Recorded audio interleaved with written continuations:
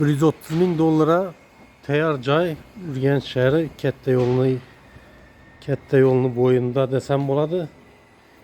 Katta yo'ldan sal kirgandan bu yerda podvaldan bo'ylab urilib, pastlari qafilatilib turibdi.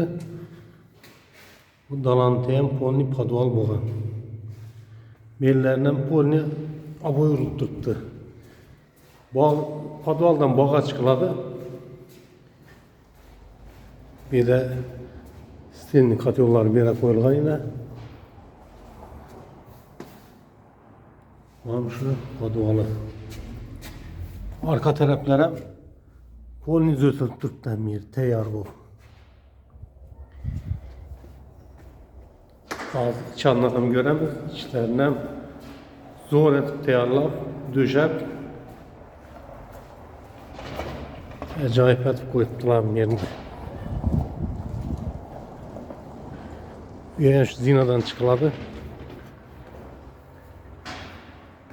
Eshiklarni ham zamonaviy etib shishadan etib qo'yilgan.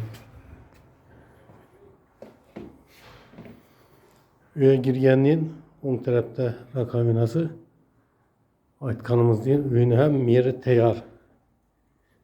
G'allargacha döşalgan. Bir zal kısmı bo'ladi.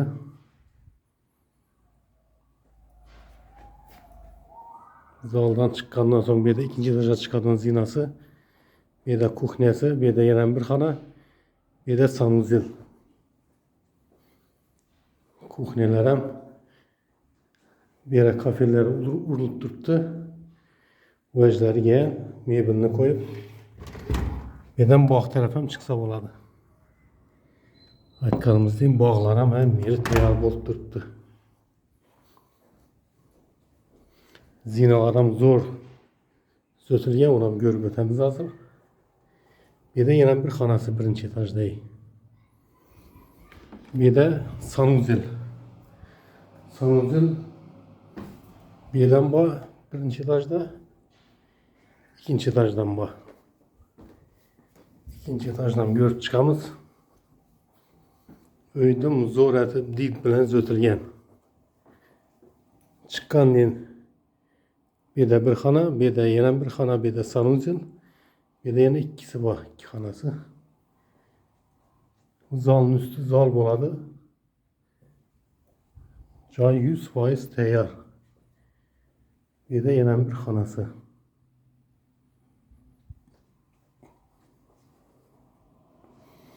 Bu yerda ikinci etajdagi sanuzeli. Bu yerda tayyor bo'lib turibdi polni. Uyni perdalarigacha, g'allargacha lustra mo'ji qo'yilib, chiroyli bo'lib turibdi, tayyor bo'lib.